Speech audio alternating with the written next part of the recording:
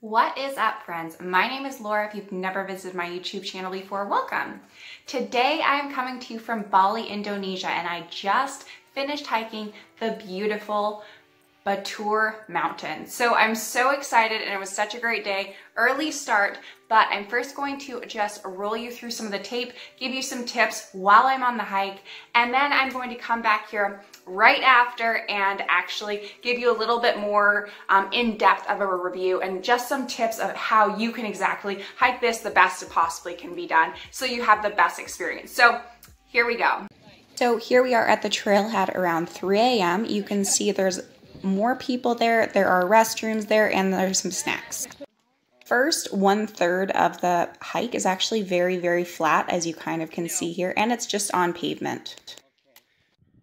And this is our first stop kind of on the way up here. You kind of can see some lights in the background.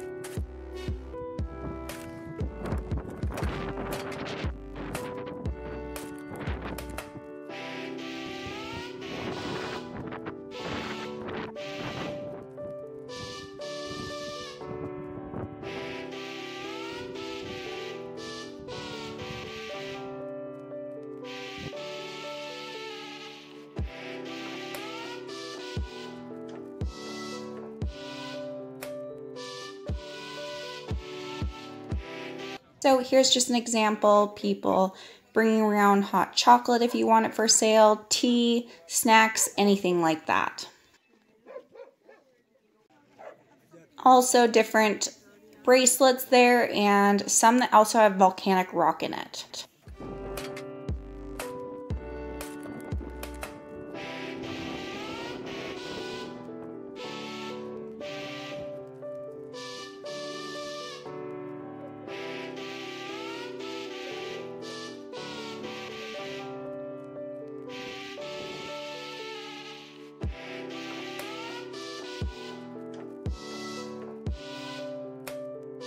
So welcome back. I am back here in my hotel room. I hope that you did enjoy some of my footage, some of my beautiful pictures after. It was a great experience. So I do have a few quick things to remember when you go to hike Mount Batur.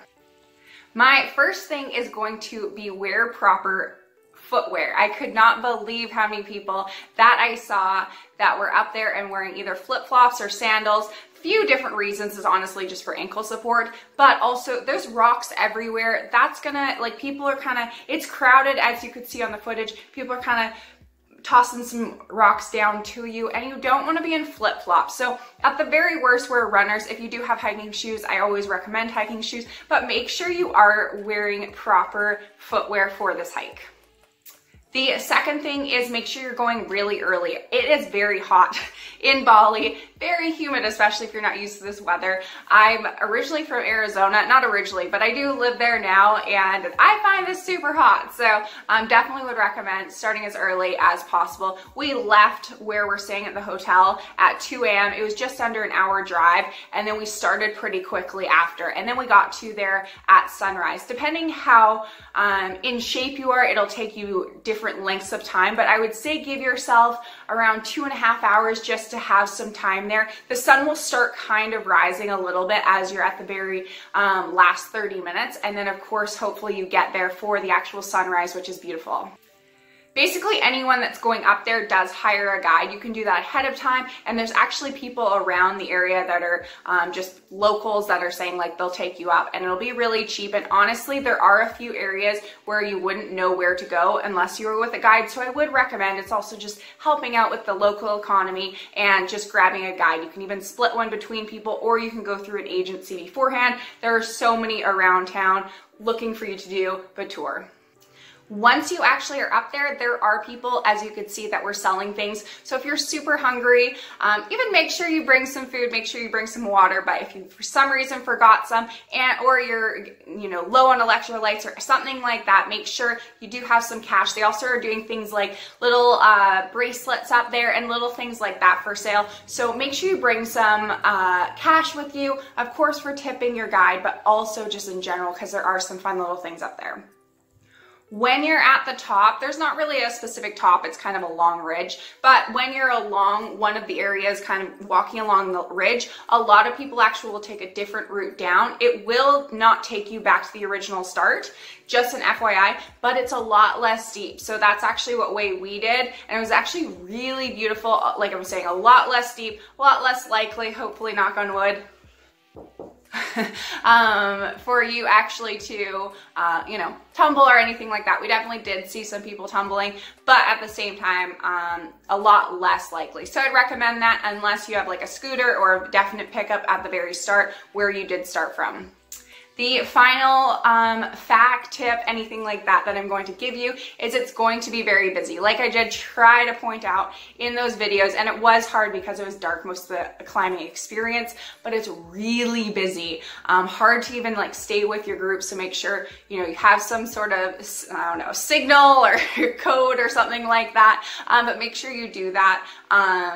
It just was, it was just super busy, so expect that. And I was told ahead of time. I said how busy it was to our guide, and they said, oh, there's about 500 people hiking today, which is crazy to me. But they said this isn't even season, because we were there in January, and in season there's about 1,000 people every single morning hiking it. So do expect that. Don't expect this lovely stroll by yourself. Do expect there to be quite a few people, but totally beautiful and totally worth it.